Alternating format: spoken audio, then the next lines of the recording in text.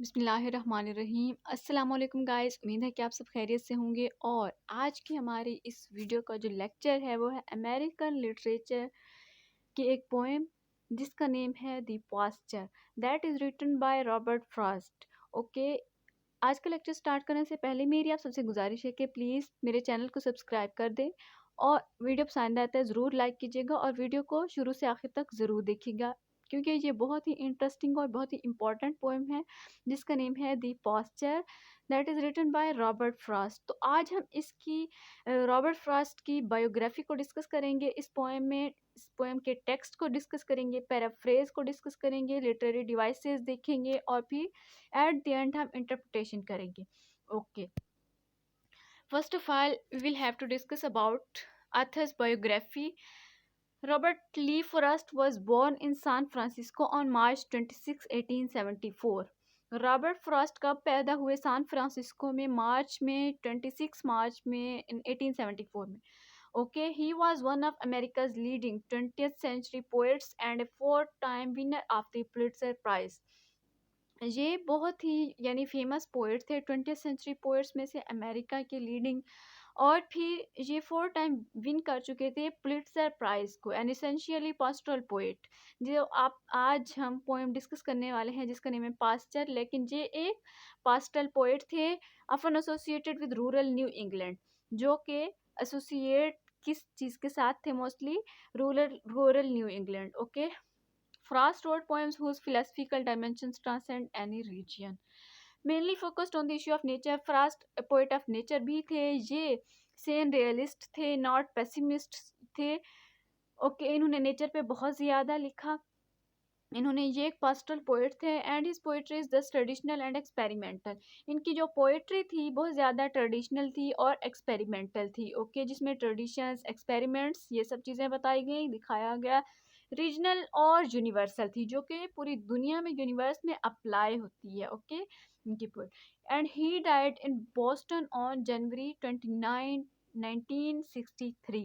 1963 में 29 जनवरी को इनकी डेथ हुई। तो अब हम आते हैं टेक्स्ट की तरफ। पोएम का टेक्स्ट क्या है? दी पास्चर, पास्चर एक चरागाह है बेसिकली, बट यहाँ पे जो पास्चर है वो किस चीज़ को रिप्रेजेंट कर रहा है? ये एक सिंबल दिया गया है, इसमें इमेजरी और सिंबलिज्म यूज़ किया गया है।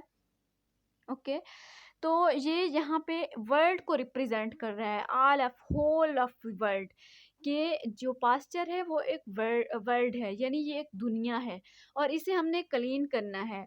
और इसमें इस ये जो पोएम है बेसिकली किस चीज़ पे बेस करती है कि ये जो दुनिया है ना, इस दुनिया में जो लोग हैं इनके दिल साफ नहीं है, इन्हें क्लियर करना है। तो उसने इमेजरी को यानी द पास्चर में उसकी इमेजरी को, लीव्स को इस तरह के सिंबल दे के उसने इंसानी दिल को क्लियर करने की बात की है। उसने कहा है गुनाहों से तौबा करो और नेकी की तरफ लौट आओ। ओके, तो ये मैसेज हमें देती है। I am going out to clean the pasture spring.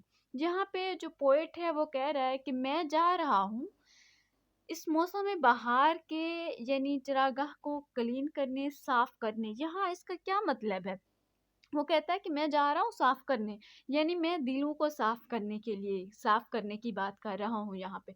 I will only stop to rake the leaves away, कि ये जो आला होता है ना, रेक कहते हैं वो आला जिससे घास काटी जाए, कि मैं जो है ना उससे घास काटने के लिए स्टॉप करने जा रहा हूँ। And wait to watch the water clear, मैं इस चीज़ का वेट करूँगा कि वाटर कब क्लियर हो जाएगा। आई मे, हो सकता है मैं करूँ। आई शिल नॉट बी गॉन लॉन्ग, कि मैं बहुत ज़्यादा दूर नहीं जाऊँगा। ओके, क्योंकि छोटी छोटी, इसका मतलब ये है कि छोटी छोटी नेकियां भी बड़ी बन जाती हैं। यू कम टू, आप भी मेरे साथ हैं, यानी वो रीडर्स को इनवाइट कर रहा है कि आप भी मेरे साथ आएं और जो मैं क्लीन करने जा रहा हूँ ना, मैं जो गुनाहों से तौबा करने जा रहा हूँ, आप भी मेरे साथ आएं और इन गुनाहों से बचें, तौबा करें। I am going out to fetch the little calf, मैं जा रहा हूँ लिटिल काफ को फेच करने बाहर। That is standing by the mother, यानी काफ वो जो एक बिछड़ा होता है ना छोटा सा गाय का, तो वो जो अपनी मदर के साथ खड़ा है, इट्स सो यंग, यानी वो बिल्कुल छोटा सा है। Okay, it totters when she licks it with her tongue. वो लड़खड़ाने लग जाता है जब उसकी मदर उसे चाटती है अपनी जबान के साथ, यानी उससे प्यार करती है। I shall not be gone long, मैं बहुत ज्यादा दूर नहीं जाऊंगा, यू कम टू, आप भी मेरे साथ हैं। तो इसमें ये एक मैसेज देती है ये पोएम हमें।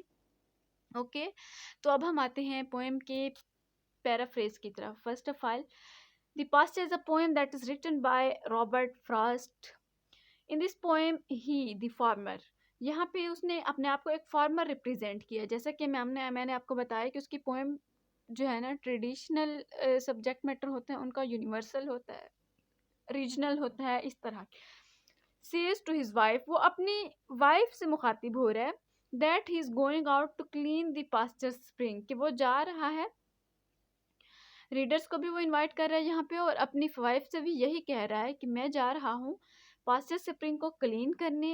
As a farmer who lives near the pasture, as a farmer जैसे कि एक किसान जो कि एक जगह के नज़दीक रहता है, he needs to keep the spring clean, उसे ज़रूरत होती है कि वो स्प्रिंग को यानी वो क्लीन करे, because it is the source of fresh water, क्योंकि ये एक जरिया है फ्रेश वाटर का।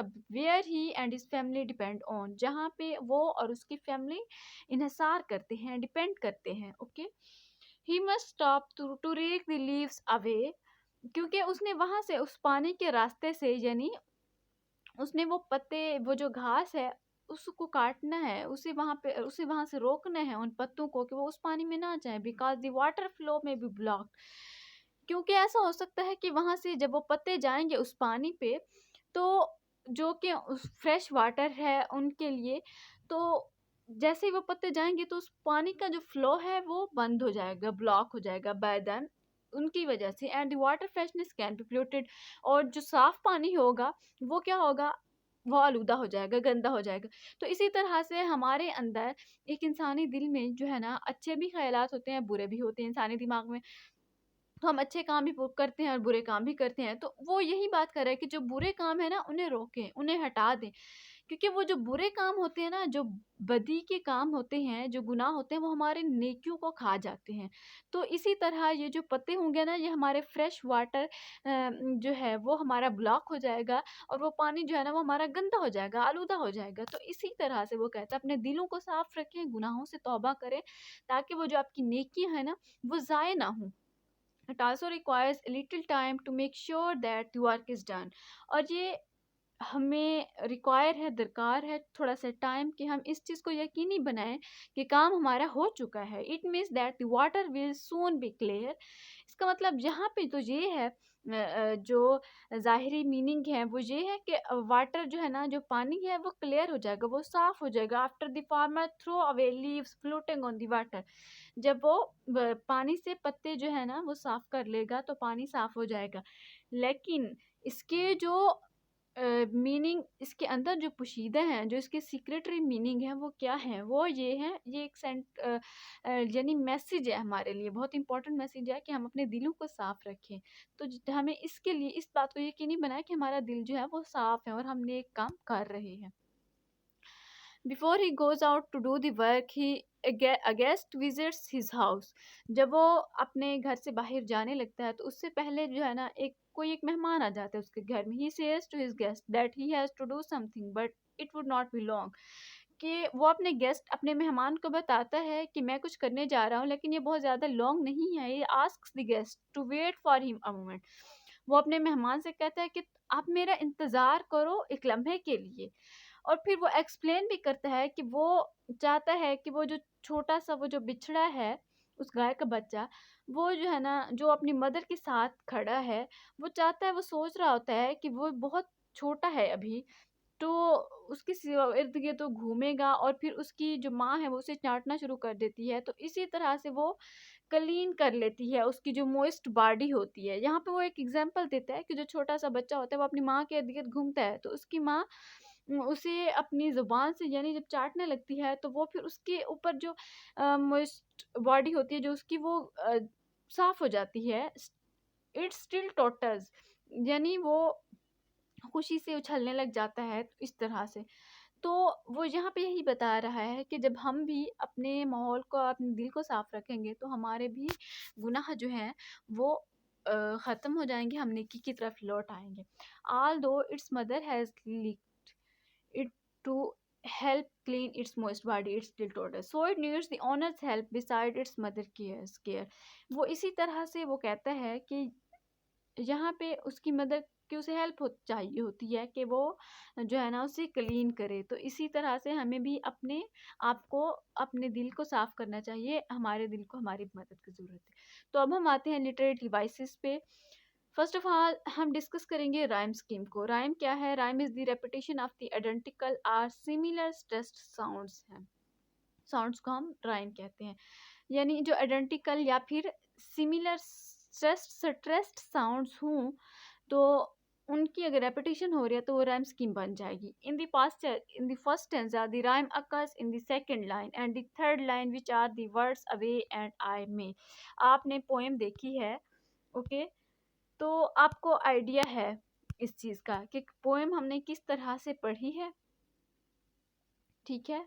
और यहाँ पे इसकी राइम स्कीम कहाँ पे लाइक करती है? सेकंड लाइन में और फिर थर्ड लाइन में, जो कि दो वर्ड्स हैं away and I may.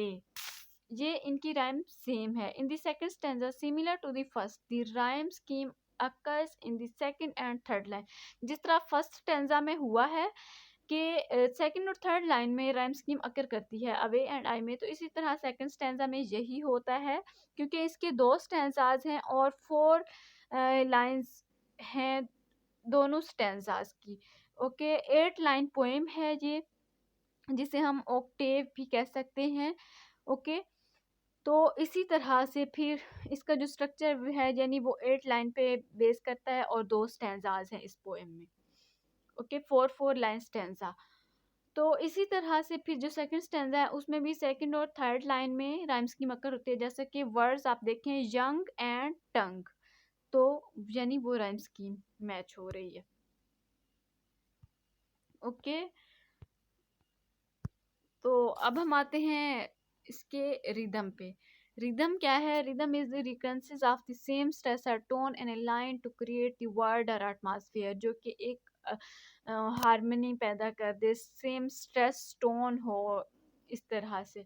Okay tone क्या है? Tone is the attitude of the speaker describe through the poem. So the tone of this poem is obedience to God, कि हमें अपने अल्लाह ताला को ओबे करना चाहिए.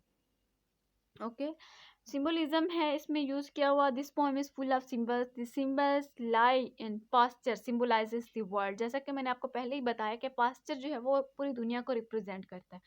To clean the pasture spring means to purify the heart and inner soul. The mother symbolizes God. So there are many other symbols in this poem. Okay अब हम आते हैं इमेजरी की तरफ. इमेजरी क्या है? The poem shows the process of purifying human hearts from sin. अब इस पोएम में क्या दिखाया गया है? यानी अपने अंदर ह्यूमन हार्ट्स जो हैं उन्हें गुनाहों से प्योरीफाई करने के का प्रोसेस चल रहा है इस पोएम में. Okay the I of the poem क्या है? आई रिप्रेजेंट कर रहा है एक ऐसा प्रीचर है. I of the poem is preacher because he invites people to follow the way that is considered true. क्योंकि वो लोगों को बुला रहा है, इनवाइट कर रहा है कि तुम भी आओ मेरे साथ, इस रास्ते को क्लीन करते हैं, साफ करते हैं. सेंट्रल आइडिया क्या है? The general idea of this poem is invitation for people to follow the God's way, कि हम अल्लाह ताला का वे जो है उसे फॉलो करें, जो रास्ता है सिरात मुस्तकीम का रास्ता जिसे हम कह सकते हैं. अब हम आते हैं इंटरप्रिटेशन की तरफ. This poem is about a preacher talking of the right way to become God's servant. ये पोएम क्या है? ये एक ऐसा प्रीचर है, फॉलोअर है, जो कि बात कर रहा है सीधे रास्ते की कि हमें अपने खुदावंद ताला को कैसे सर्व करना है. He asks to people to purify their heart from sin because before they become his servants, कि वो अपने दिलों को साफ कर लें. It needs time to make the heart clean. इसका क्या मतलब है? वो कहता है कि टाइम लेगा हमसे, थोड़ा वक्त तो हमें चाहिए, दरकार है कि हम अपने दिलों को क्लीन कर सकें. He says that his duty is to guide people who still have weak faith, for he is the servant of God. क्यों? वो कहता है कि मैं एक सर्वेंट ऑफ गॉड हूँ, यानी कि तो मैं जो है ना, मेरी ये ड्यूटी है कि मैं लोगों को गाइड करूं, जो लोग जिनका अकीदा कमज़ोर है मैं उन्हें सीधे रास्ते पे लाऊं, जैसा कि मैं खुद जा रहा हूं. He realize that people with weak faith has a weak little calf. वो सोचता है, फिर उसे एहसास होता है कि जब ये उसे ये रियलाइज़ होता है कि लोग जो कमज़ोर अकीदे वाले हैं, जैसा कि उस लिटिल काफ यानी वो छोटा सा जो बिछड़ा होता है, that still need mother assist. वो चाहता है कि मेरी मदर मुझे क्लीन करे। वो अपनी माँ के इर्द गिर्द घूमने लग जाता है तो वो उसे चाट लेती है तो वो क्लीन हो जाता है। इसी तरह से इन लोगों को भी ज़रूरत है फ्रॉम हिज मदर, जैसा कि अल्लाह ताला की। तो इसी तरह से यानी नबी एक सर्वेंट चाहिए। He will be there stand by the people and watch them until they can purify their heart. वो कहते हैं मैं यहाँ पे रहूँगा, वो यहाँ पे रहेगा ताकि वो लोगों को गाइड कर सके। Okay, I hope it's clear to all of you students, and it's very interesting poem. Allah Hafiz.